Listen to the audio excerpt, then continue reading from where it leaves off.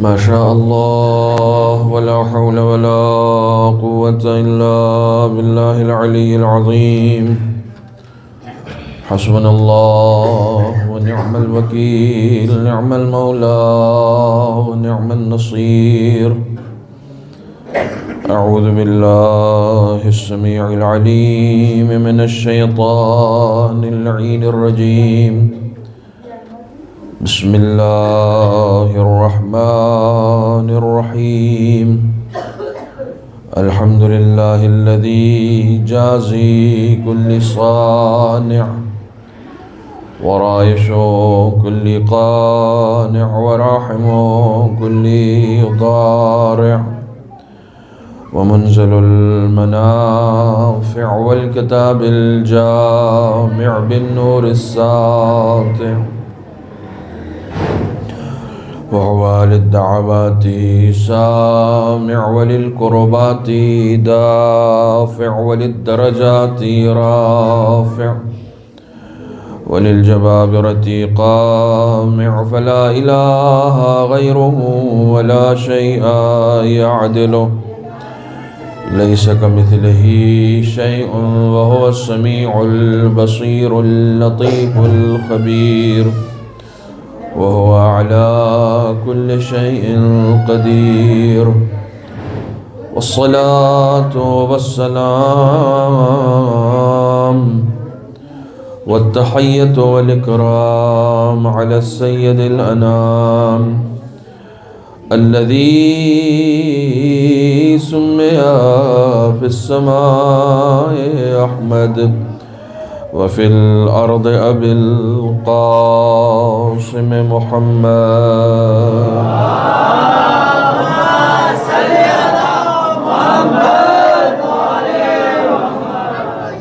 وعلى أهل بيته الطيبين الطاهرين المعصومين المظلومين الذين أذهب الله عنهم الرجس وطهرهم تطهيرا.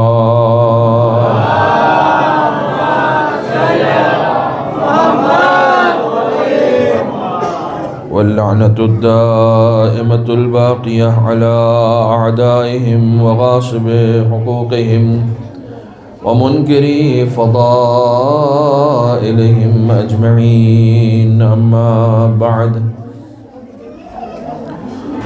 فقد قال علي بن موسى الرضا عليهما الصلاة والسلام: لا يكون المؤمن مؤمنا حتى تكون فيه ثلاث خصال: سنة من ربه وسنة من نبيه وسنة من وليه.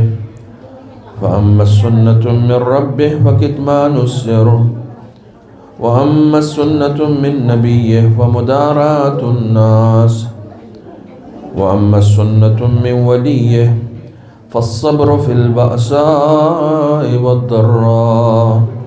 صدق مولانا علي بن موسى الرضا عليهما الصلاة والسلام. صلى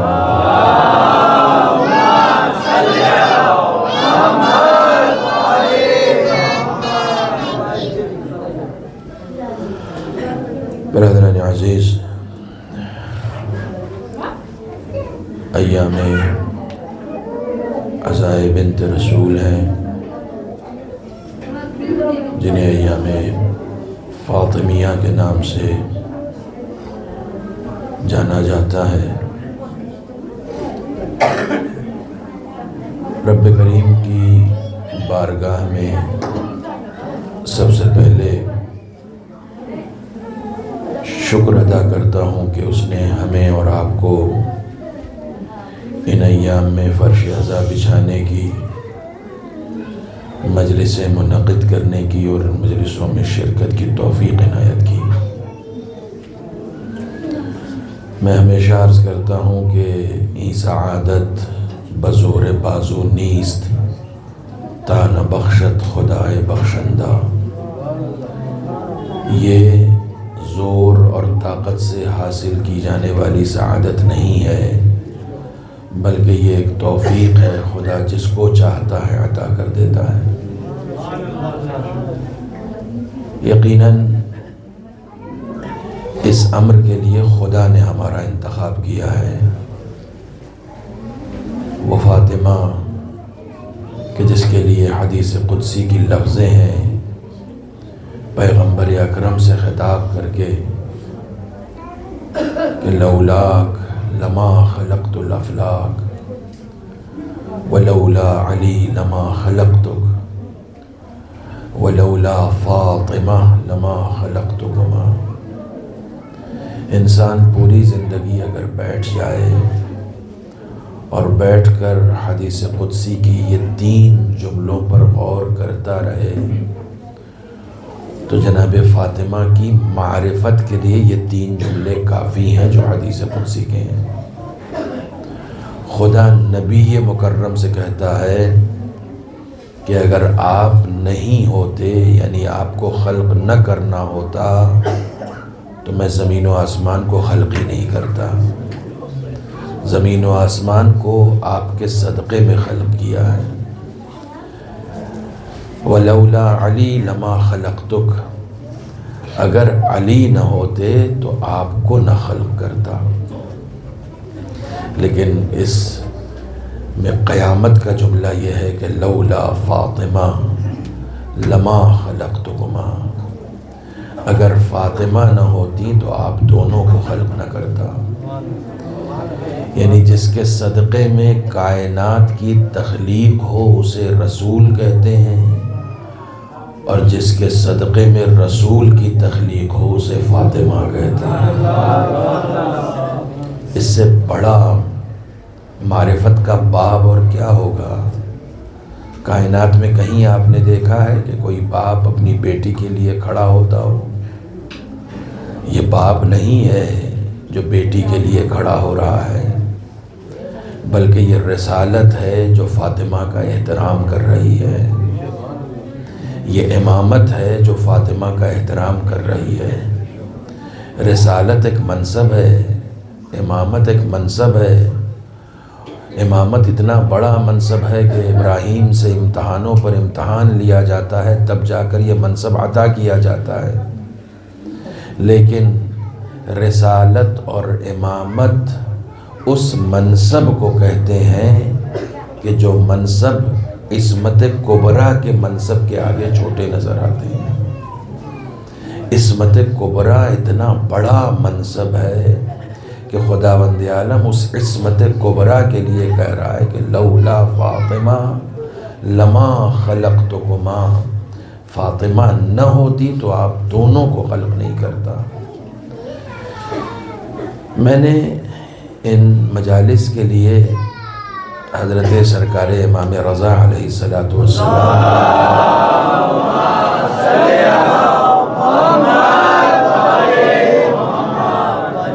حدیث کو مطلع سخن کے طور پر پیش کیا ہے۔ یہ حدیث ہماری اور آپ کی زندگی سے ریلیٹڈ ہے۔ آپ جانتے ہیں کہ میں عام طور سے ایسے موضوعات کو اٹھاتا ہوں اور ایسے موضوعات پر گفتگو کرتا ہوں جو موضوعات ہماری زندگی سے جڑے ہوئے ہوں۔ جس موضوع کے تحت حضرت سرکار امام رضا علیہ السلام نے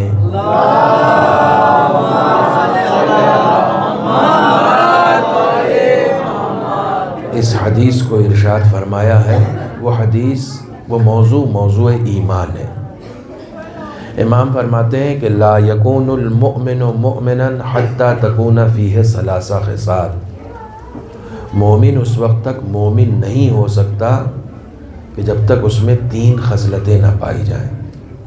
اس سے پہلے کہ بیان کا سلسلہ آگے بڑھے اور جگہ آنے والوں کے لیے تنگ ہو جائے، میں ایک بار آپ سے گزارش کر رہا ہوں کہ اپنی جگہ سے 1-2 قدم تھوڑا تھوڑا آگے بڑھتے جائیں تاکہ آنے والوں کے لیے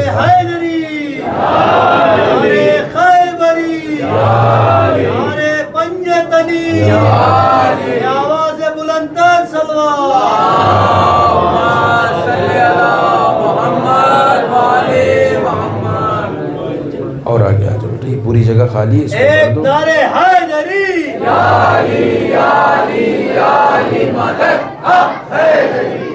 ایک صلوات پڑھیں محمد وعلی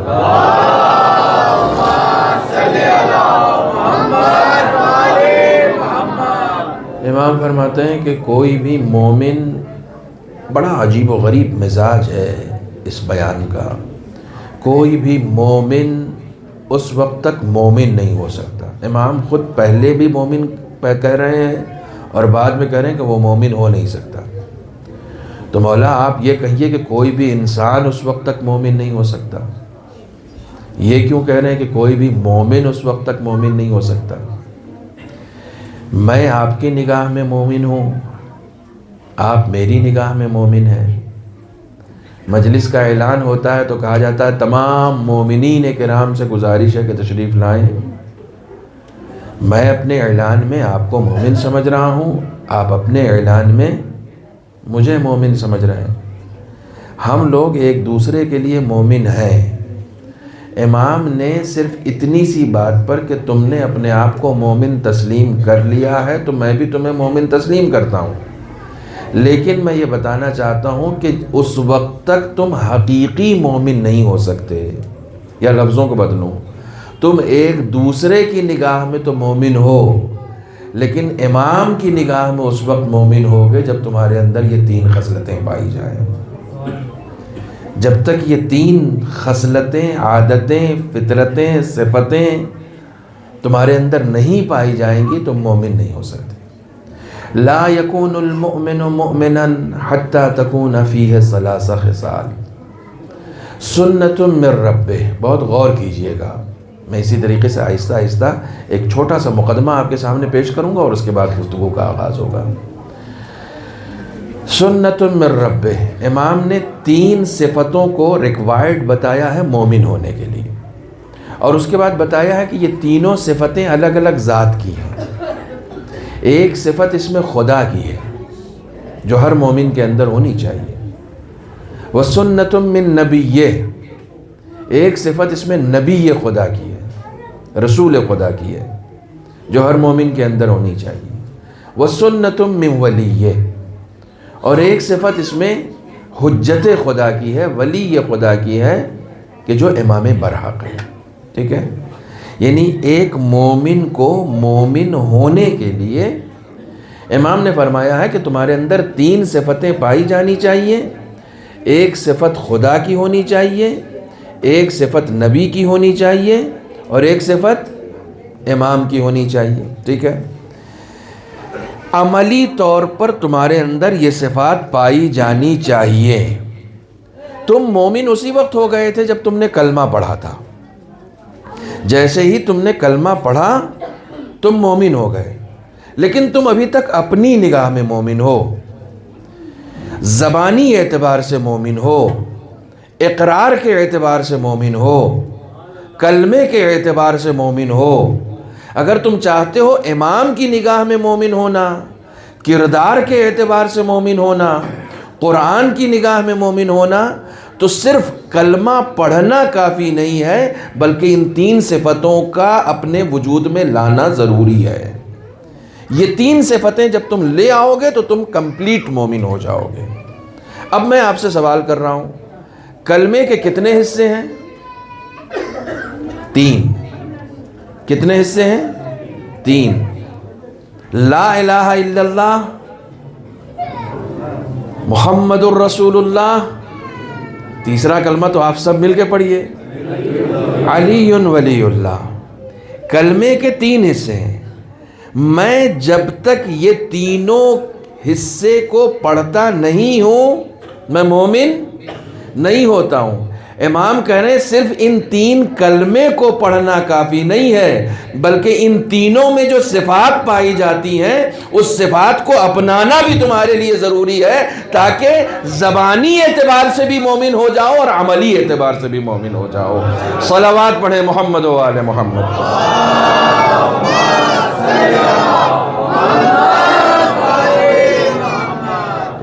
تاکہ دونوں اعتبار سے تم مومن ہو جاؤ۔ مولا کائنات حضرت علی بن ابی طالب علیہ السلام سے پوچھا گیا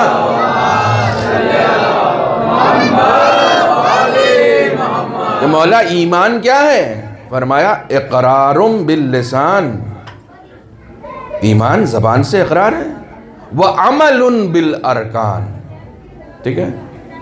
صرف زبان سے اقرار کا نام ایمان نہیں ہے، زبان سے اقرار کلمے کے ذریعے سے ہوتا ہے، لیکن عمل بالارکان اپنے اعضاء و جوارح کے ذریعے سے انسان یہ ثابت کر دے کہ اس نے زبان سے کلمہ پڑھا ہے۔ لا الہ الا اللہ صرف زبان پر ہونا کمال نہیں ہے، بلکہ لا الہ الا اللہ تمہارے وجود میں اترا ہوا ہو، یہ کمال ہے۔ تمہاری ذات میں لا الہ الا اللہ پایا جانا چاہیے، تمہاری ذات میں محمد الرسول اللہ پایا جانا چاہیے۔ تم سمجھتے ہو کہ محمد سے عقیدت صرف آئی لو محمد کا نام ہے؟ محمد سے عقیدت صرف آئی لو محمد کا نام نہیں ہے کہ تم نے آئی لو محمد کا نعرہ اور بینر لگا لیا اور تم سمجھ گئے کہ ہم محمد کے قریب ہو گئے۔ محمد کی صفت کو اپنے اندر اپنانا آئی لو محمد کا عملی اظہار ہے جو سب سے زیادہ ضروری ہے۔ تمہیں عملی طور پر ثابت کرنا پڑے گا کہ تم رسول سے قریب ہو، تم امام سے قریب ہو، عملی طور پر ثابت کرنا پڑے گا۔ اسٹیپ بائی اسٹیپ 3 مجلسیں ہیں، 3 صفتیں ہیں، ٹھیک ہے؟ تو کوشش یہ کروں گا کہ ہر مجلس میں اگر ایک صفت بیان ہو جائے تو انشاءاللہ کچھ حق ادا کرنے کی کوشش کی جائے گی۔ ایک صلوات پڑھیں محمد و آل محمد۔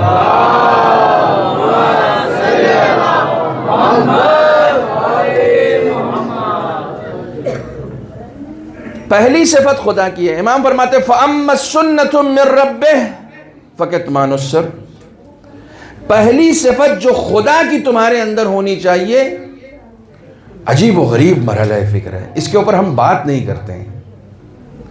شاید بہت سارے ہمارے نوجوانوں نے اب تک یہ بات سنی بھی نہ ہو کہ یہ بھی کوئی صفت ہے خدا کی جو میرے اندر ہونی چاہیے۔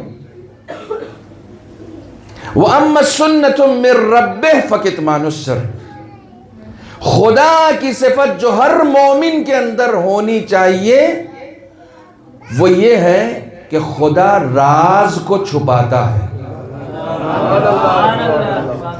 تمہارے اندر بھی یہ صفت پائی جانی چاہیے کہ تم بھی راز کو چھپاؤ۔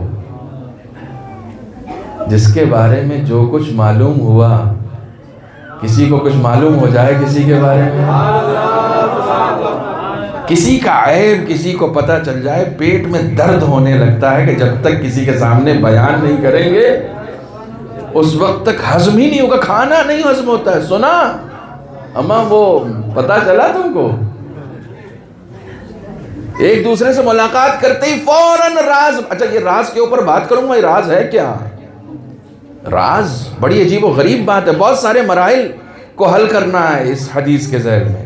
راز بہت ساری چیزیں ہیں۔ امام فرماتے ہیں خدا کی صفت جو تمہارے اندر ہونی چاہیے وہ یہ کہ تم اپنے سینے کو دریا کر دو، ٹھیک ہے؟ مثال دوں، دریا میں مثلا میں اکثر مثال دیتا ہوں، ایک کٹورے میں پانی رکھا، ٹھیک ہے؟ اس میں آپ ایک پتھر ڈال دیجیے، آپ دیکھیے گا کہ اس کا پانی خوب اچھل جاتا ہے نا؟ اس کا پانی جو ہے وہ اچھل جاتا ہے اور پتھر صاف صاف اس میں نظر آنے لگتا ہے۔ آپ پوچھیں مولانا ایسا کیوں ہوا؟ تو میں کہوں گا کہ یہی پتھر تم دریا میں ڈالو، دریا کب اس پتھر کو اپنے اندر ہضم کر جائے گا، دریا کب اس پتھر کو اپنے اندر چھپا لے جائے گا تمہیں پتہ بھی نہیں چلے گا۔ آپ ہو سکتا ہے، دیکھیے یہ بات آپ نے بڑی خاموشی سے سنی، آپ ہو سکتا ہے کہ اس کو ایکسپیریمنٹ کریں کہ ہاں میں نے جیسے کٹورے میں رکھے ہوئے پانی میں جو پتھر ڈالا وہ تو اچھل گیا، پتھر کو دکھانے بھی لگا، لیکن جب یہی پتھر میں نے دریا میں ڈالا تو وہ تو ہضم کر گیا، اس میں تو کوئی ہلچل ہی نہیں ہوئی، کچھ جیسے پتہ ہی نہ چلا ہو۔ پتہ ہے ایسا کیوں ہوا؟ کٹورے کے پانی کو کم ظرف کہا جاتا ہے،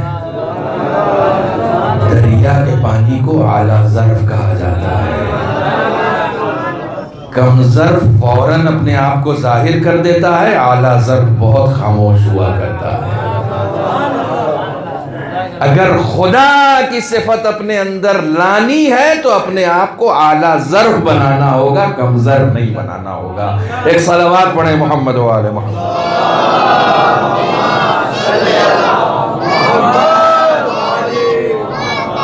یہ راز کا بڑا مسئلہ ہے۔ راز ہے کیا کیا چیز؟ خدا بند عالم نے اپنے آپ کو عالم الغیب کہا ہے۔ خدا یہ ساری غیب کی باتیں تو بتا کیوں نہیں دیتا؟ چھپا کے کیوں رکھا ہوا ہے؟ خدا عالم الغیب ہے نا، یہ تو ہم جانتے ہیں نا۔ آپ کو کیا بتایا اس نے؟ کتنی باتیں بتائیں آپ کو؟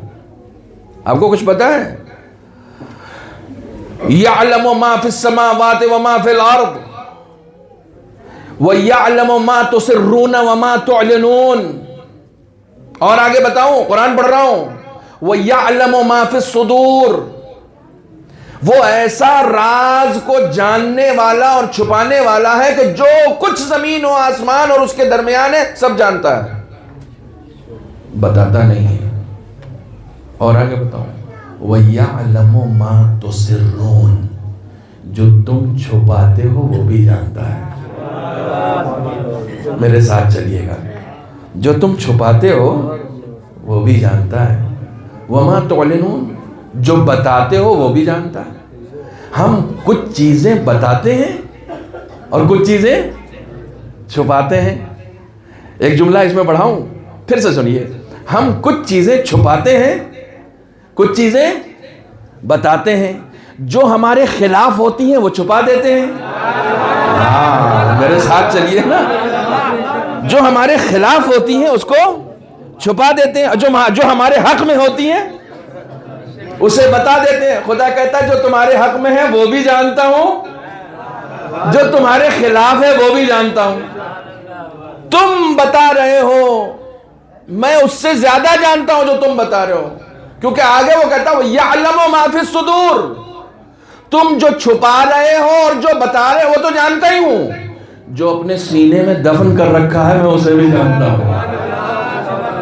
توجہ فرمائیے گا، جو تمہارے دل میں ہے نا اسے بھی جانتا ہوں۔ یہ دل میں ہونا بڑی بات ہے۔ ایک شخصیت میری وہ ہے جو ظاہر ہے، جو منبر پہ بیٹھی ہوئی ہے۔ نامدار عباس کو آپ اتنا ہی جانتے ہیں جتنا ظاہر میں ہے۔ ایک نامدار عباس اندر ہے، اس اندر والے کو کوئی نہیں جانتا سوائے بولو خدا کے۔ خدا جانتا نا، اندر والے کو جانتا ہے۔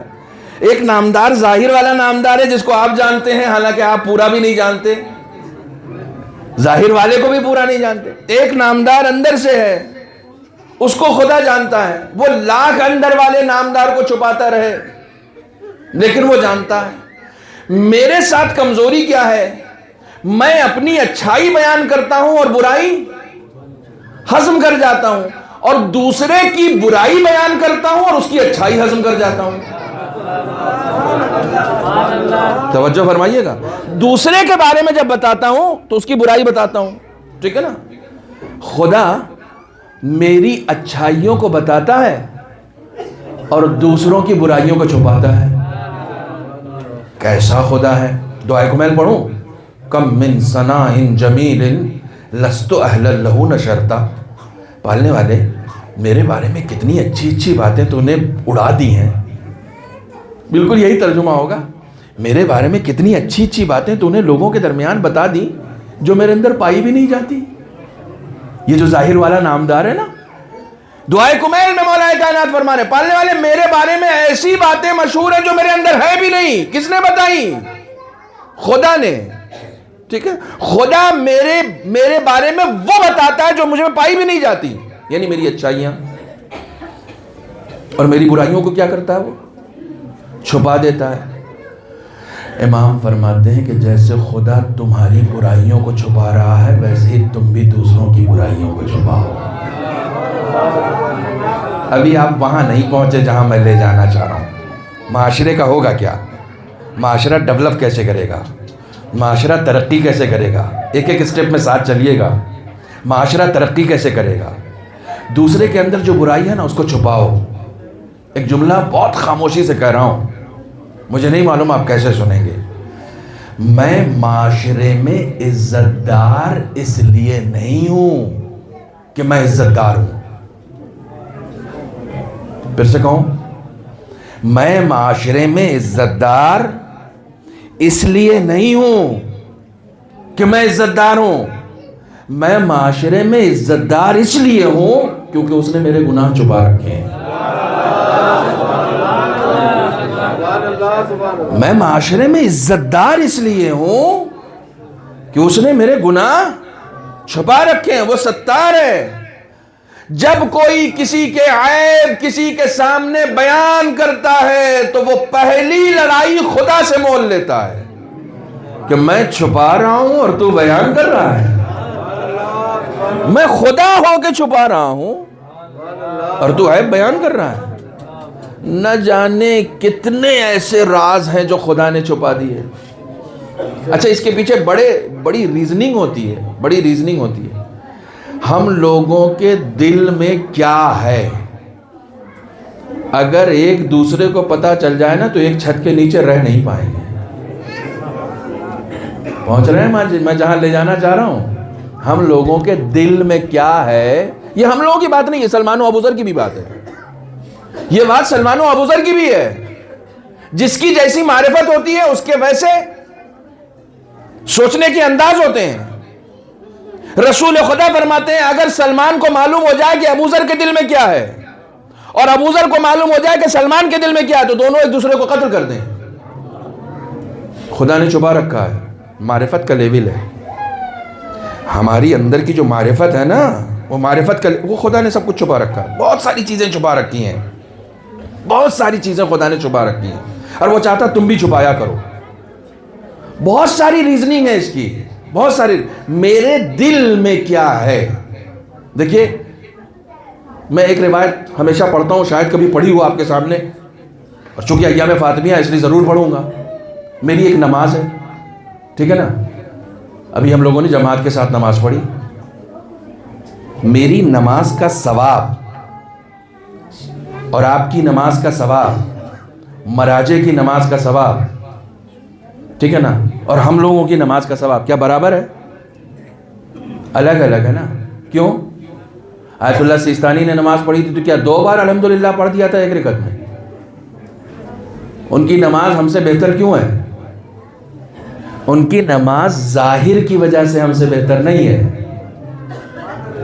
باطن کی وجہ سے بہتر ہے۔ نماز کا ایک ظاہر ہے، نماز کا ایک باطن ہے۔ میں اپنی نماز کا موازنہ معاذ اللہ ثم معاذ اللہ معاذ اللہ ثم معاذ اللہ مولا کائنات کی نماز سے کر سکتا ہوں۔ میں اپنی نماز کا موازنہ مولا کائنات کے سونے سے نہیں کر سکتا تو نماز سے کہاں سے کروں گا؟ ہم نماز پڑھ کے خدا سے کچھ نہ لے سکے، علی سو کے مرضی رب خرید کر بیٹھے ہوئے ہیں۔ کوئی موازنہ ہو سکتا ہے؟ کیوں ہے؟ معرفت کا لیول۔ ہر انسان کی نماز 2 طرح کی، ایک ظاہری نماز، ایک باطنی نماز ہے۔ توجہ فرمائیے گا، میں یہ روایت ہمیشہ پڑھتا ہوں، شاید کبھی پڑھی ہو آپ کے سامنے۔ ہماری نماز کا ایک ظاہر ہے اور ایک باطن ہے۔ یہ ظاہر نماز پنجتن میں کسی نہ کسی ذات سے مخصوص ہے، ظاہر نماز۔ روایتوں میں آیا القیام ہوا رسول اللہ، نماز میں جو ہم قیام کرتے ہیں نا، جو الحمد پڑھتے ہیں، جو سورہ پڑھتے ہیں، یہ قیام ہے ہمارا۔ روایت میں کہا گیا قیام سے مراد رسول خدا ہے، ٹھیک ہے؟ پنجتن 5 ہے نا، نماز کے ارکان پنجتن سے منسوب ہیں۔ کہا گیا کہ قیام رسول خدا ہے، والرکوع ہوا امیر المومنین۔ رکوع کس سے منسوب ہے؟ مولا کائنات سے۔ کسی اور سے منسوب ہو سکتا ہے کیا؟ رکوع منسوب ہی ہوگا اس سے جس نے حالت رکوع میں زکوٰۃ دی ہو، اور کسی سے منسوب کیوں ہوگا؟ والقعود هو الحسن، قعود جو ہے وہ امام حسن سے منسوب ہے، بیٹھنا، چونکہ صلح کی تھی آپ نے اس لیے قعود ان سے منسوب ہے۔ والسجود کہنا پڑے گا کس سے منسوب ہے سجدہ؟ هو الحسین، سجدہ منسوب ہی اس سے ہے کہ جس نے اپنی جان جہاں آفری کے حوالے حالت سجدہ میں کی تھی. جو اس دنیا سے گیا ہے تو سجدے کی حالت میں گیا ہے، مگر کمال ہو گیا. یہ سب کا سب نماز کا ظاہر ہے. قیام بھی نماز کا ظاہر ہے، رکوع بھی نماز کا ظاہر ہے، قعود بھی نماز کا ظاہر ہے، سجدہ بھی نماز کا ظاہر ہے. دکھ رہا ہے، ان آنکھوں سے دکھ رہا ہے. پنجتن تو ابھی نہیں ہوئے نا، 4 ہی ہوئے نا. فرمایا وَالنِّيَّةُ هُوَ الْفَاطِمَةُ الزَّهْرَاءُ.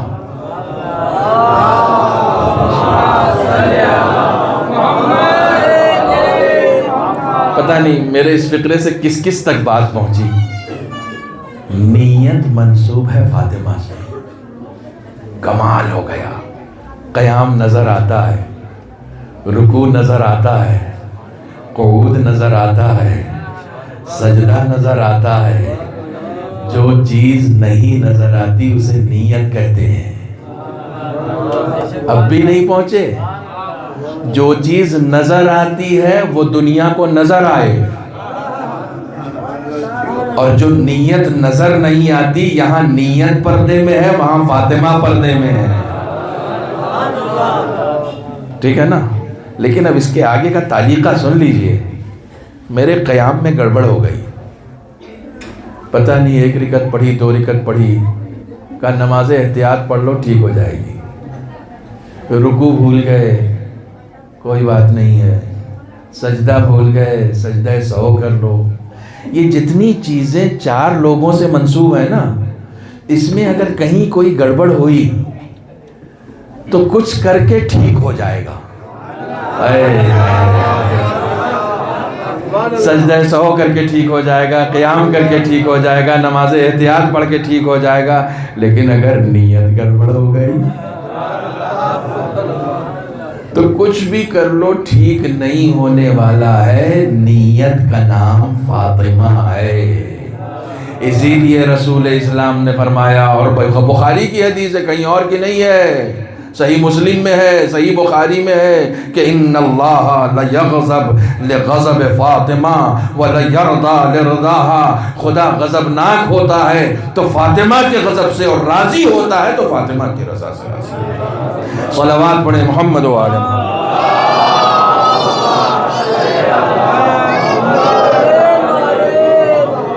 ایک مرتبہ اور مل جل کے صلوات. دل بولا علی مولا، نبی بولی فلک بولا، علی مولا، علی مولا. ایک نعرہ حیدرے، یا علی یا علی یا علی مدد حیدری. صلوات پڑھیں محمد و آل محمد.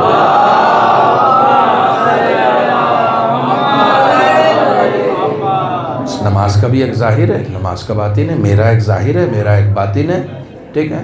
یہ سب راز ہیں، یہ سب راز ہیں، اور انہی راز کو چھپانے کے لیے کہا گیا ہے. خواتین خاص طور سے سنیں.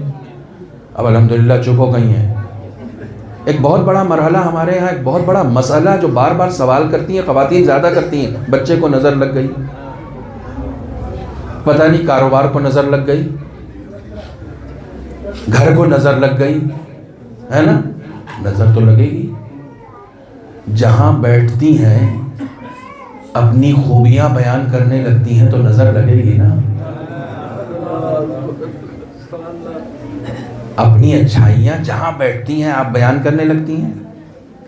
دیکھو یہ کام آنے والی باتیں کر رہا ہوں میں تم سے. ٹھیک ہے. یہ کام آنے والی، نظر تو لگے گی. مولا کائنات نے کہا والعین حق، نظر کا لگنا صحیح ہے. رسول اسلام نے فرمایا اللہ اکبر، انسان کی عقلیں گنگ ہو جائیں یہ حدیثیں سن کر. رسول اسلام نے فرمایا کہ نظر بد اونچے اونچے پہاڑوں کو ریزہ ریزہ کر دیتا ہے. اونچے اونچے پہاڑوں کو ریزہ ریزہ کر دیتا ہے. چھٹے امام نے فرمایا اگر میں تم کو بتا دوں کہ تمہارے یہاں کے قبرستان میں کتنے لوگ صرف نظر بد کی بنیاد پر آ کر دفن ہوئے ہیں تو تم یقین نہیں کرو گے. مر گئے نظر بد کی بنیاد پر. کیوں نظر بد کیوں لگ رہی ہے؟ ذرا سا کچھ ملا نہیں کہ فوراً بتانے لگے. ذرا سا کچھ پلان بنایا نہیں کہ بتانے لگے میرا یہ پلان ہے. اچھا ابھی سکسس تو ہو جانے دو. ہر جگہ جا کے بیان کرنے لگے، ہر ایک کے سامنے اگلنے لگے. میرے ساتھ یہ ہو گیا، میرے ساتھ چھپاؤ، راز ہے یہ راز ہے۔ نہ صرف یہ کہ خداوند عالم نے جو کمال تم کو دیا ہے اس کو چھپاؤ، دیکھو ایام فاطمیہ میں یہ مجلس ہو رہی ہے، اسے چھپاؤ، جو تم نیکیاں کر رہے ہو اس کو بھی چھپاؤ، جو خیر کر رہے ہو نا اس کو بھی چھپاؤ۔ مگر ہمارے ہاں تو مرض ہے، امام باڑے میں ایک اینٹ بھی لگائیں گے تو سوچیں گے میرے نام کا بورڈ لگ جائے۔ چھپانا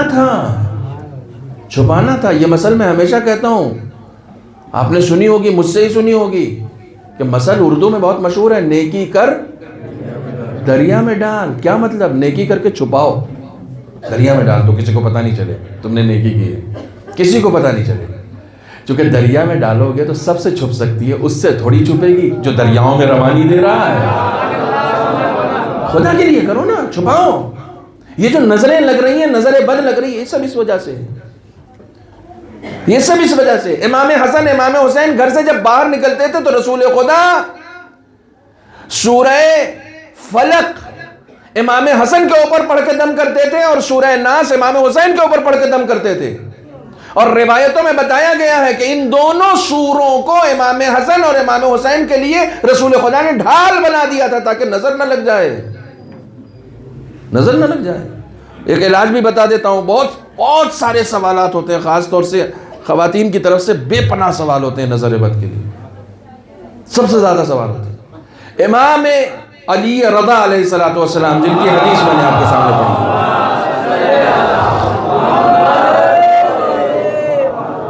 یہ جس ذیل میں آپ یہ ساری باتیں سن رہے ہیں، امام فرماتے ہیں اگر تم کو احساس ہو جائے کہ تمہیں نظر بد لگی ہوئی ہے، اگر تم کو پتہ لگنے لگے کہ ہاں یار نہیں پتہ لگ رہا ہے، پتہ ہی نہیں چل پا رہا کیا ہوا ہے، لیکن تم کو یہ لگ رہا ہے کہ ہاں کسی نہ کسی کی نظر بد تمہیں لگ رہی ہے، تو امام فرماتے ہیں اپنی دونوں ہتھیلیوں کو اپنے چہرے کے سامنے رکھو، یہ اس طریقے سے سورہ حمد، سورہ توحید، سورہ فلق، سورہ ناس، 4 سورے، ان چاروں سوروں کو پڑھو، اس طریقے سے پڑھو کہ تمہارے پڑھنے کی ارتعاش، پھونکنا اکنا نہیں ہے، ہمارے ہاں مولوی صاحب کے سامنے بھی لے کے آ جاتے ہیں پھونک دیجئے، پھونکنا احمقوں کا کام ہے، پھونکنے سے چراغ بجھتا ہے جلتا نہیں ہے، پھونکنے سے چراغ بجھتا ہے جلتا نہیں ہے، پھونکنا دشمنوں کا کام ہے۔ قرآن نے پھونکنے کی مذمت کی ہے، عجیب و غریب بات ہے، یہ باتیں ابھی ہم لوگوں کو ممبر سے بتانی پڑ رہی ہیں، پھونک دیجئے، پھونکنا احمقوں کا عمل ہے۔ قرآن نے کہا یریدون لیطفئوا نور اللہ بافواہہم، یہ چاہتے ہیں کہ اللہ کے نور کو منہ سے پھونک کے بجھا دیں۔ قرآن نے نگیٹو معنی میں لیا ہے، منہ سے پھونک کر بجھائی جاتی ہیں چیزیں، جلائی نہیں جاتی، پھونکا نہیں جاتا۔ ہمارے یہاں پھونکنا نہیں ہے، دم کرنا ہے۔ دم کرنا کسے کہتے ہیں؟ فَإِذَا نَفَخْتُ فِيهِ مِن رُوحِي، جب میں اس میں اپنی روح دم کر دوں، خدا کہتا ہے دم کرنا۔ دم کرنے کا مطلب کیا ہوتا ہے؟ پڑھنا، بس جب آپ پڑھیں گے تو اس کی ارتعاش آئے گی سامنے، وہی پڑھنا کافی ہے۔ ان لفظوں میں جان ہے، قرآن مجید کے حرفوں میں جان ہے، آپ پڑھیے۔ امام فرماتے ہیں یہ 4 سورے پڑھو اور پڑھنے کے بعد اس ہاتھ کو اپنے چہرے پر پھیر لو، بس جو بھی نظر بد کا اثر ہوگا خداوند عالم انشاءاللہ قرآن مجید کی برکت سے اسے زائل کر دے گا۔ جس کو سمجھ میں آ گیا ہو وہ صلوات پڑھے۔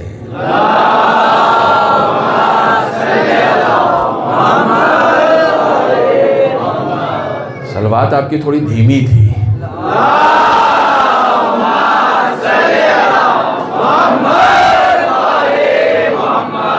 سارے مسائل سب کے سب جو ہے وہ راز سے متعلق ہیں، سب کے سب راز۔ ہم جہاں بیٹھتے ہیں اپنی اچھائیاں بیان کرتے ہیں۔ کسی کو نماز شب کی توفیق مل گئی، مسجد میں آیا، کہنے لگا کہ وہ پتہ نہیں کیا بات ہے 2 دن سے اٹھ نہیں پا رہے ہیں نماز شب کے لیے۔ کیا ضرورت ہے بتانے کی کہ آپ نماز شب پڑھتے ہیں؟ راز ہے بھائی، یہ ایک جملہ کہوں گا آپ سمجھ جائیں گے، راز ہے۔ عاشق اور معشوق کی باتوں کو مجمع میں نہیں بتایا جاتا. یہ راز ہے، اسے راز رہنے دو، اس راز کو فاش نہیں کرو. خدا کو برا لگے گا کہ دیکھو رات میں مجھ سے بات کرتا ہے، دن میں جا کے لوگوں سے بتا دیتا ہے. یہ کون سا راز ہے بھائی؟ اس راز کو چھپاؤ. تمہارے اندر جتنی نیکیاں ہیں سب کو چھپاؤ. کاش یہ جملہ میرا پہنچ جائے، پوری مجلس کا محاصل ہے یہ 2 جملہ. تمہارے اندر جتنی نیکیاں ہیں اس کو چھپاؤ، دوسرے کے اندر جتنے عیب ہیں اس کو چھپاؤ. یہ راز ہے، یہ راز ہے. خدا نے چھپایا ہے نا تمہارے عیب، تم بھی چھپاؤ. خدا کی صفت ہے عیب کو چھپانا، راز کو چھپانا، تم بھی چھپاؤ. اچھا اب آپ کو بتاؤں راز کیا کیا ہے. خدا کی قسم تمہارا جتنا عقیدہ ہے نا سب کا سب راز ہے، سب کا سب راز ہے. قرآن مجید شروع ہی یہاں سے ہوتا ہے، یؤمنون بالغیب. مومن کی علامت کیا ہے؟ کہ وہ غیب پر ایمان رکھتے ہیں. کمال ہے، راز پہ ایمان رکھتے ہیں. غیب راضی تو ہے نا، چھپا ہوا ہے. مجھے پتا ہے غیب کیا ہے؟ مجھے نہیں پتا ہے، لیکن میں ایمان رکھتا ہوں. کس پر ایمان رکھتا ہوں؟ اس پر ایمان رکھتا ہوں جو راز ہے. سنو راز کیا کیا ہے. خدا کو تم جانتے ہو، پہچانتے ہو؟ جو لا الہ الا اللہ پڑھتے ہو، راز ہے. اس کی کنہ و حقیقت کون جان سکتا ہے؟ وہ سب راز ہے، اس نے چھپا رکھا ہے. تمہاری زندگی میں بہت ساری چیزیں راز ہیں. کاش میں سمجھا لے جاؤں. تمہاری زندگی میں بہت ساری چیزیں راز ہیں. تم اپنے ماں باپ خود نہیں چن سکتے. تمہارے ماں باپ کون چن رہا ہے؟ راز ہے. اگر ہر انسان کو یہ اختیار دے دیا جاتا کہ اپنے ماں باپ تم چنو، تو ایک مذہبی انسان چاہتا کہ خمینی صاحب کے یہاں پیدا ہو، اور دنیاوی انسان چاہتا کہ ہم بھی امبانی کے گھر میں پیدا ہو جائیں. تو بس 2 ہی لوگوں کے یہاں پیدائش ہوتی، یا خمینی صاحب کے یہاں ہوتی یا امبانی کے یہاں ہوتی رہتی. باقی سب بیچارے بن بچے بن اولاد کے رہ جاتے. راز ہے، یہ راز ہے. تم اپنے ماں باپ نہیں چنتے ہو. تمہارے ماں باپ کون چن رہا ہے؟ میرے ساتھ رہیے گا. تمہارے ماں باپ کون چن رہا ہے؟ خدا. نہیں، صرف ماں باپ نہیں، اور رشتے. تمہارا بھائی کون چن رہا ہے؟ یہ جو تمہارا بھائی ہے نا، یہ بھائی تم نے نہیں بنایا ہے، اسے خدا نے اسے بھائی بنایا ہے. یہ راز ہے. کسی اور کو بھائی کیوں نہیں بنایا، اسی کو کیوں بنایا؟ یہ راز ہے، یہ راز ہے، یہ سب راز ہے. تمہاری اولاد تمہارے لیے راز ہے. ماں کے پیٹ میں بچہ تھا، پورے 9 مہینے دعا کرتی رہی، بیٹا ہو بیٹا ہو بیٹا ہو. بیٹی ہو گئی، راز ہے بھائی، راز ہے. تم بیٹا چاہ رہے ہو، میں بیٹی دینا چاہ رہا ہوں. یہ راز ہے، تم نہیں سمجھ سکتے. شادی ہو گئی، 20 سال ہو گئے، اولاد نہیں ہو رہی ہے. ساری نمازیں، ساری منتیں، ساری دعائیں، ساری زیارتیں، سب کچھ کر لیا، اولاد نہیں ہو رہی ہے. خدا کہہ رہا راز ہے، تم کو نہیں پتا ہے. دے دوں گا تو تمہارے لیے جنجال ہو جائے گا. تم نہیں جانتے ہو. میں تمہارے حق میں چاہتا ہوں. بہت سارے لوگوں کو دولت نہیں مل رہی ہے. روزانہ رات میں جب سوچتے ہیں تو یہ سوچ کے سوتے ہیں کہیں سے 1 کروڑ روپیہ مل جاتا. اچھا کیا کرو گے؟ 1 کروڑ مل جائے گا. اور راز ہے بھائی، یہ راز ہے. جو تم کو نہیں ملا ہے نا، یہ بھی راز ہے. بھائی راز، ماموں راز، خالہ راز. یہ جتنے رشتے ہیں نا تمہارے، بیدار ہیں؟ جملہ آخری کہتا ہوں، یہ جتنے رشتے ہیں یہ سب راز ہیں. یہ راز، یہ رشتے خدا نے دیے ہیں. تم سے کہا ہے ایک رشتہ خود سے چنو. میرے ساتھ ہیں؟ ایک رشتہ میرے اختیار میں دیا کہ یہ والا تم چنو. جتنے جھگڑے ہیں نا وہ سب اسی میں ہے جو ہم چن رہے ہیں. کاش میں اپنی بات پہنچا لے جاؤں. یہ جتنے جھگڑے ہیں سب اسی میں ہیں جس کو ہم چن رہے ہیں. اسی لیے خدا کہتا ہے اپنا چننے کی کوشش مت کرو، خدا کے چنے ہوئے کو مان لو. صلوات بر محمد و آل محمد.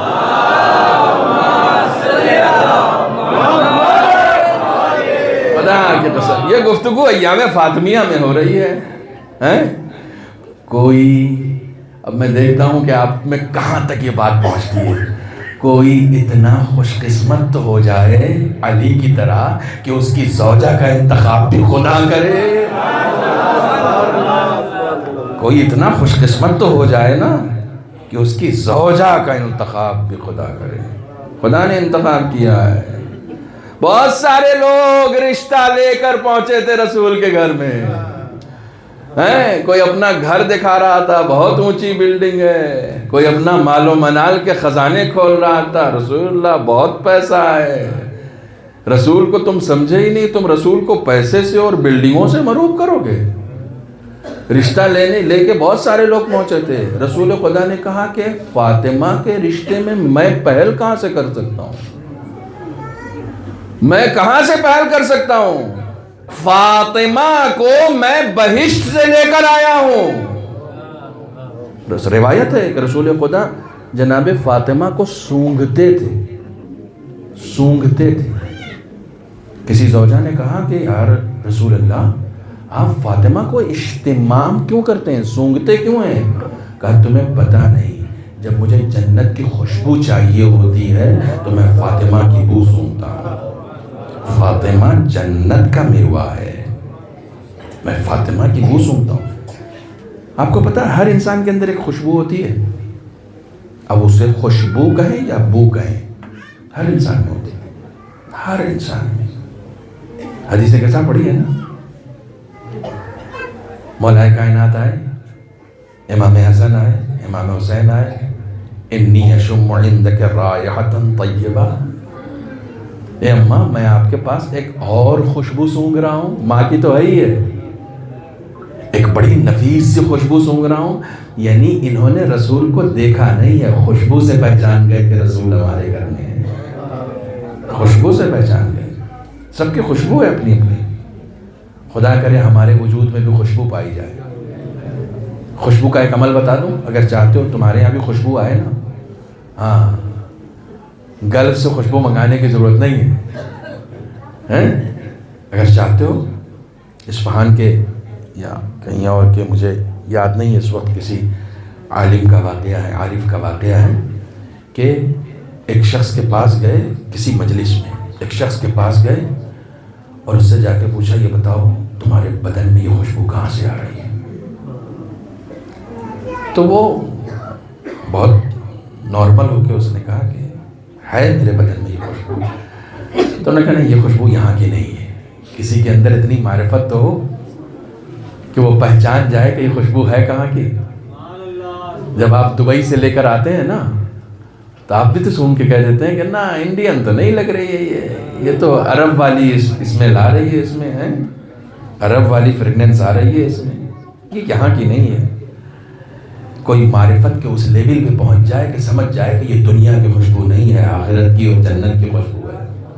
کوئی اس مقام پر پہنچ جائے. انہوں نے سونگ لی، اس شخص میں وہ خوشبو سونگ لی. کہا یہ خوشبو آئی کہاں سے تم میں؟ کہا یہ ایک راز ہے، آپ کو اس شرط پہ بتا رہا ہوں کہ جب تک میں زندہ ہوں کسی سے بتائیے گا نہیں. کہا کیا؟ کہا ایک بار خواب میں رسول خدا میرے پاس آئے اور انہوں نے مجھے گلے سے لگایا اور کہا تمہیں ایک بات کا انعام دے رہا ہوں اس دنیا میں کہ تم کثرت سے صلوات پڑھتے ہو. اللہم صلی علی محمد.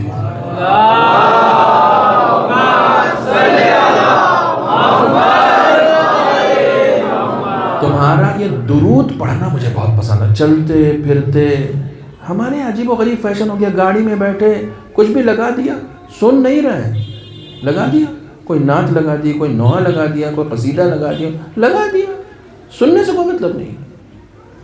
تسبیح پڑھتے ہوئے جاؤ، درود کی تسبیح عادت بنا لو. علامہ طباطبائی کہتے تھے کبھی زندگی میں کوئی پریشانی محسوس ہو نا تو درود کا ایک سیلاب اہل بیت کی طرف بھیجو. جیسے ہی یہ سیلاب بھیجو گے تمہارے غم بھی اس میں بہہ کے چلے جائیں گے، تمہارے دکھ درد بھی اس میں بہہ کے چلے جائیں گے. کہتا ہے رسول خدا میرے خواب میں آیا اور مجھے گلے سے لگایا اور کہا جو تم کثرت سے درود پڑھتے ہو اس دنیا میں یہ ہماری طرف سے ایک چھوٹا سا تحفہ ہے، تمہارے بدن سے اب جنت کی خوشبو آئے گی، بدن سے آئے گی. وہ لاکھ نہا لے، لاکھ کپڑے بدل لے، وہ خوشبو اس کے اندر سے نہیں جاتی ہے، درود سے آتی ہے یہ خوشبو، درود سے آتی ہے۔ روایتوں میں ہے کہ کوئی شخص اگر نام محمد لکھتا ہے صلی اللہ علیہ وآلہ وسلم،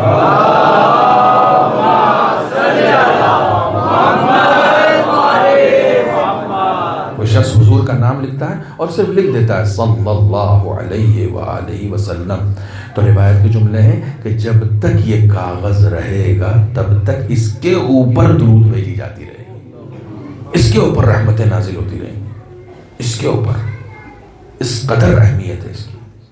یہ سب بھی راز ہے، یہ سب بھی راز ہے۔ خداوند عالم نے بہت ساری زندگی میں بہت ساری چیزوں کو، مثلا غیب، یؤمنون بالغیب، مومنوں کی علامت یہ ہے کہ وہ غیب پر ایمان رکھتے ہیں۔ غیب کیا کیا چیزیں؟ کس کو معلوم ہے کہ ظہور کب ہوگا؟ کسی کو معلوم ہے؟ خدا کو معلوم ہے، خدا کو معلوم ہے، نہیں بتاتا خدا، پتہ ہے بتا دینا، نہیں بتاتا۔ اپنے خاصانے، جسے کہا جاتا ہے کہ اپنے خاص لوگوں کو، خاصانے خاص لوگ جو ان کو بتا دے، نہیں بتاتا، نہیں بتاتا ہوں۔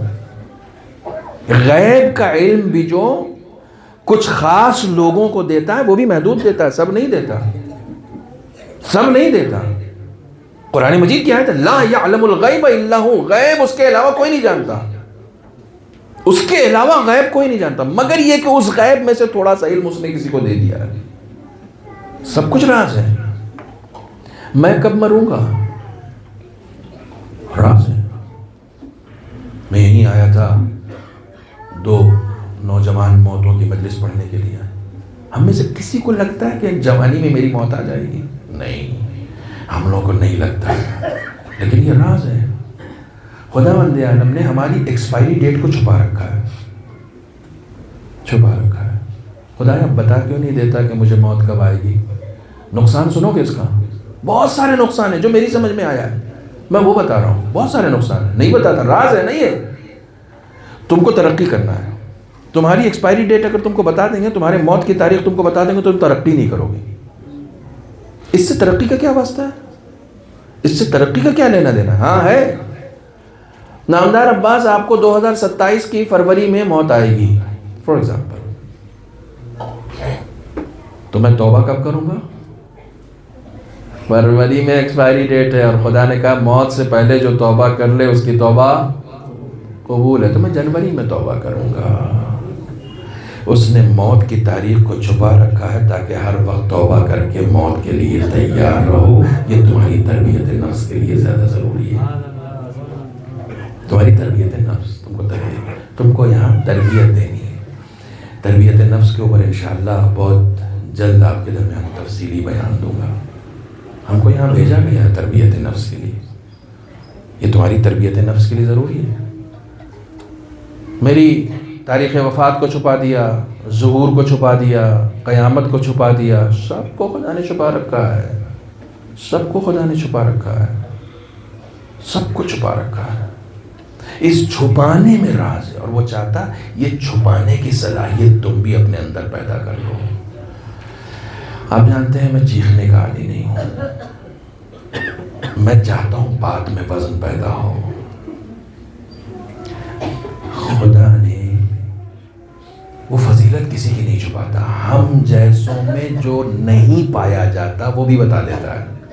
میرے ساتھ چلیے گا، ہم جیسوں میں جو بات نہیں پائی جاتی وہ بھی بتا دیتا ہے، لیکن کچھ لوگوں کے اندر اتنے کمالات ہیں، اتنے فضائل ہیں، اتنے کمالات ہیں کہ خدا ان کو چھپا دیتا ہے۔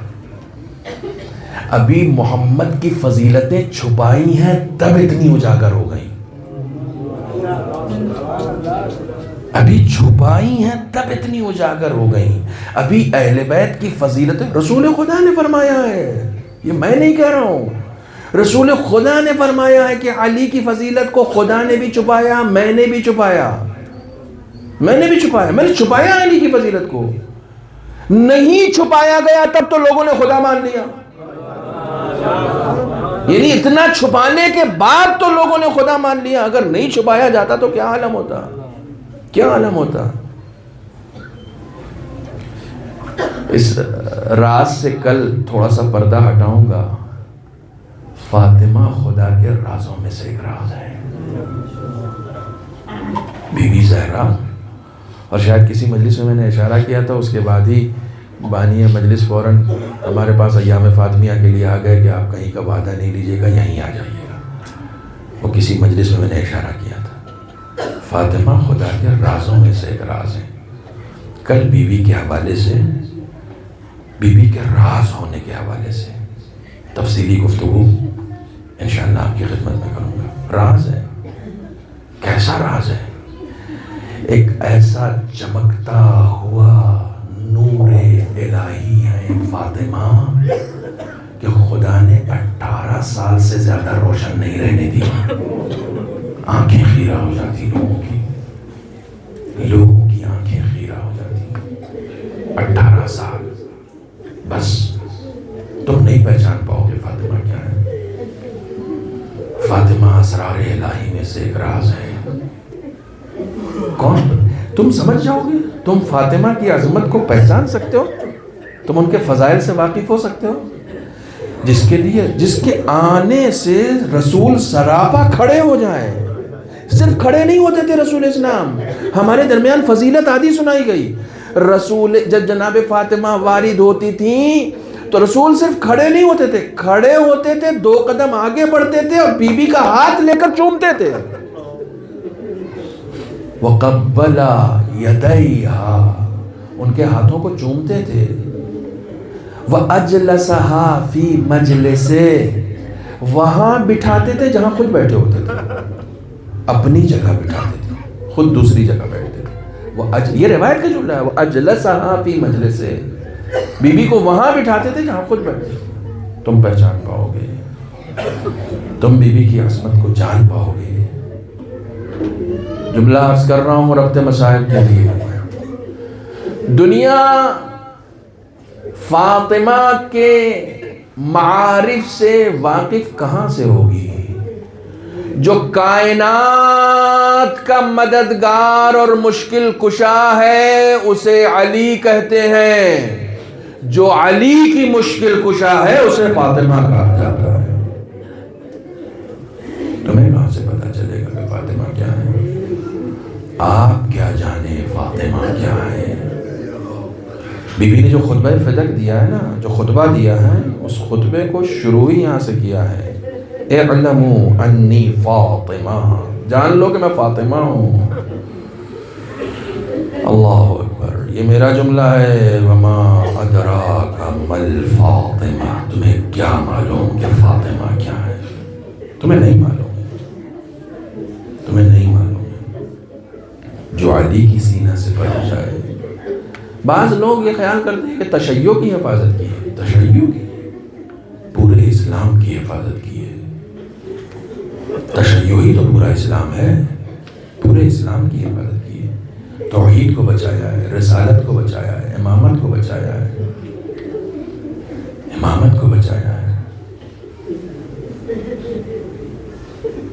اپنا حق لینے کے لیے اہل بیت نے ہمیشہ اپنا حق چھوڑ دیا ہے، دے دیا ہے، دے دیا ہے. لیکن یہاں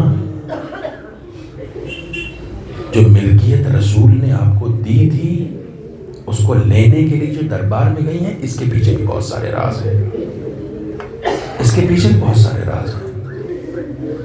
اگر بی بی گھر سے باہر نکل کے دربار میں نہ جاتی تو کسی کو جھوٹے عزت داروں کی حقیقت کا پتہ نہ چلتا.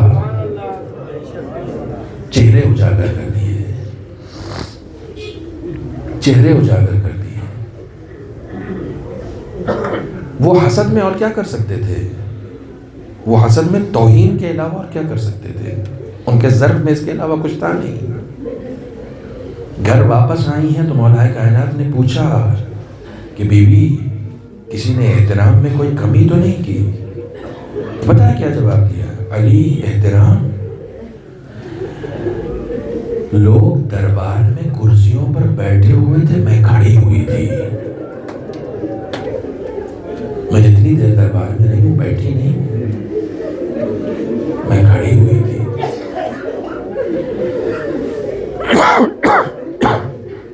مسلمانوں کے لیے دعوت فکر ہے.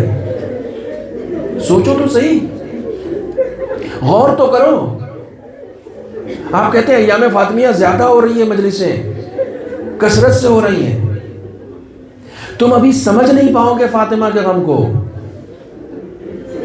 ارے رسول کی 4-5 بیٹیاں ہوتی، 4-5 اولاد ہوتی، اس میں سے تم کسی ایک کو مار دیتے تو ٹھیک ہے، ہم غم نہ کرتے. ایک بیٹی،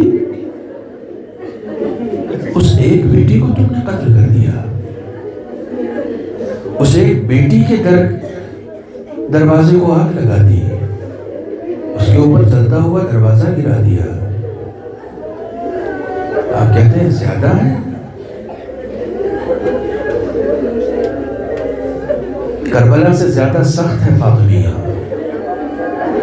بس ایک جملہ سنو اور یہیں سے میں مصیبت میں داخل ہو رہا ہوں. کربلا سے زیادہ سخت ہے فاطمیہ، کیونکہ کربلا میں ماؤں کے سامنے بچوں کو مارا جا رہا تھا، فاطمیہ میں بچوں کے سامنے ماں کو مارا گیا ہے. السلام علیکم یا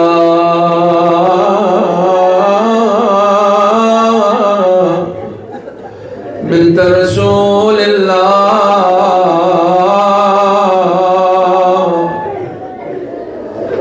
السلام علیکم یا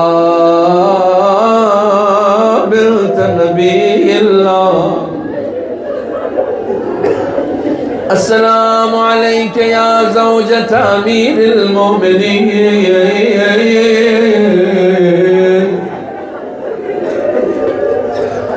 السلام علیکم یا ام الحسن والحسین،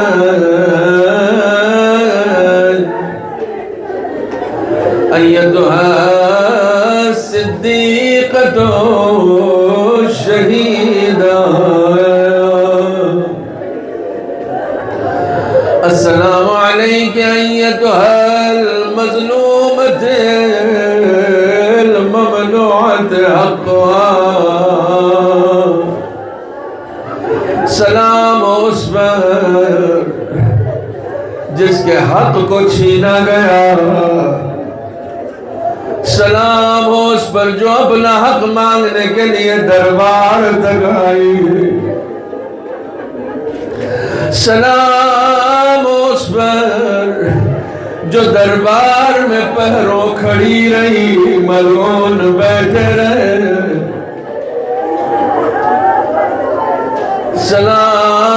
سلام اس پر جس نے رسول کے بعد نوحہ پڑھا، سبت علیہ مصائب والنار، سبت علی الایام سرن لیالیا،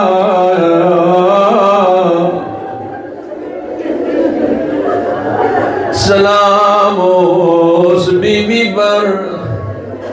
میں ہر بار یہ روایت پڑھتا ہوں، علامہ مجلسی نقل کرتے ہیں کہ جبرائیل امین رسول کے گھر میں تشریف لائے، فرمایا یا رسول اللہ خدا نے پیغام بھیجا ہے.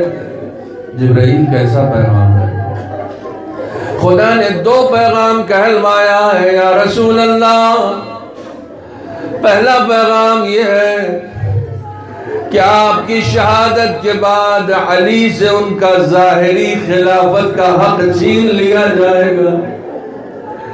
خدا نے پیغام دیا کہ آپ بھی صبر کریں اس مصیبت پر، اور علی سے بھی کہیں کہ اس پر صبر کریں. مولا کائنات جبرائیل کے سامنے اقرار کرتے ہیں کہ میں صبر کروں گا. اہل بیت نے ہمیشہ اپنا حق دیا ہے، میں صبر کروں گا. جبرائیل دوسرا پیغام کیا ہے؟ اب تک جو لوگ خاموش ہیں ان کی آوازیں بلند ہو جائیں گی. اے جبرائیل دوسرا پیغام کیا ہے؟ علامہ مجلسی لکھتے ہیں کہ جیسے ہی دوسرا پیغام جبرائیل امین نے دیا ہے، مولا کائنات ایک بلندی پر بیٹھے ہوئے تھے. روایت کہتی ہے جیسے ہی پیغام سنا فوقع علی علی وجہ، علی منہ کے بل زمین پر گر گئے. جزاکم ربکم. علی جیسا صابر انسان، علی جیسا شجاع انسان. سوچو علی سے زیادہ صابر کون ہوگا؟ اے جبرائیل، تم نے ایسا کیا کہہ دیا کہ علی سے صبر نہ ہوا؟ تم نے ایسا کیا کہہ دیا کہ علی منہ کے بل زمین پر گر گئے؟ روایت کہتی ہے جبرائیل نے کہا یا رسول اللہ، آپ کی شہادت کے بعد علی کی موجودگی میں فاطمہ کو تماچا مارا جائے. خدا کسی غیرت مند مرد کو یہ دن نہ دکھائے کہ اس کے سامنے اس کی زوجہ کو مارا جائے. خدا کسی غیرت مند بچوں کو یہ دن نہ دکھائے. آپ کو معلوم ہے کہ جس وقت بی بی پر ظلم و ستم ہو رہا تھا، اس وقت حسن و حسین ایک گوشے میں کھڑے ہوئے لرز رہے. اگر بچوں کے سامنے ماں کو مارا جائے تو بچوں کا بدن لرز جاتا ہے، کانپ جاتا ہے، سہم جاتا ہے.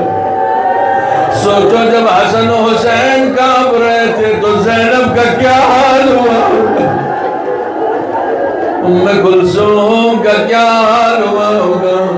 جزاکم ربکم. خدا نہ رلائے کسی غم میں سوائے غم اہل بیت.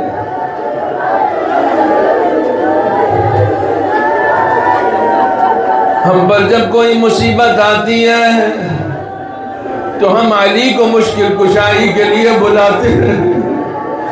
اللہ نے مظلومیت فاطمہ علی گھر میں موجود ہے، لیکن فاطمہ مصیبت کے وقت علی کو نہیں بلا سکتی کیونکہ علی کو تو بچانا ہے. آپ نے یہ سنا ہے کہ جلتا ہوا دروازہ گرایا گیا. بڑی عظیم مصیبت ہے جلتا ہوا دروازہ.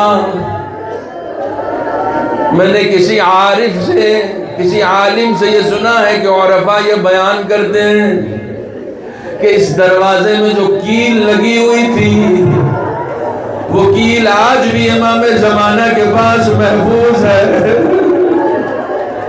امام جب بھی مجلس برپا کرتے ہیں تو اسے تبرک کے طور پر سامنے رکھ کے مجلس برپا کرتے ہیں، اسے دیکھ کر گریا کرتے ہیں. کیوں؟ کیسا راز ہے اس کیل میں. دیکھو جب دروازہ جلایا جاتا ہے تو کیل تو لوہے کی ہوتی ہے نا. آپ کو معلوم ہے کہ یہ کیل بی بی کے بدن میں چبھ گئی تھی، لیکن جب دروازہ جلایا جاتا ہے اور اس میں اگر کوئی لوہا لگا ہو تو لوہا گرم ہو جایا کرتا ہے، گرمی سے سرخ ہو جایا کرتا ہے. نہ جانے بیوی کے بدن میں اس کیل نے کیسی اذیت پہنچائی کہ اس واقعے کے بعد کبھی اپنے پیروں پر بیوی کھڑی نہ ہو سکی. جب بھی کھڑی ہوئی ہے دیوار کا سہارا لے کر.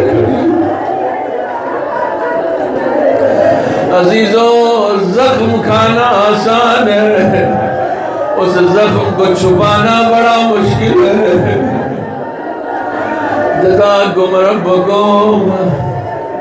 نہ جانے کیسا زخم بی بی کے بدن میں آیا. بس آخری جملہ نقل کرتا ہوں، مجلس تمام. بی بی خود نقل کرتی ہیں کہ جیسے ہی ایک ملعون کو پتہ چلا کہ میں در و دیوار کے درمیان ہوں، جیسے ہی دروازہ میرے اوپر گرا ہے، اس ملعون نے اپنے پیروں سے اس دروازے پر اتنا فشار دیا ہے کہ میرا محسن ساقط ہو گیا. اور ایسے مرحلے میں علی کو نہیں بلا یا بیوی آواز دیتی ہے یا حافظت اخیدی، اے فضا میری مدد کو، میرا محسن شہید ہو گیا، انا للہ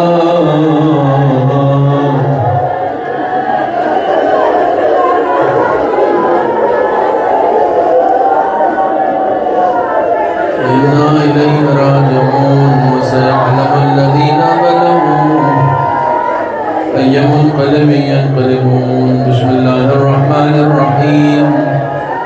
اللهم كن لوليك الحجة بن الحسن صلواتك عليه وعلى آبائه في هذه الساعة وفي كل ساعة، وليا وحافظا وقائدا وناصرا ودليلا وعينا، حتى تسكن أرضك طوعا وتمتعه فيها طويلا.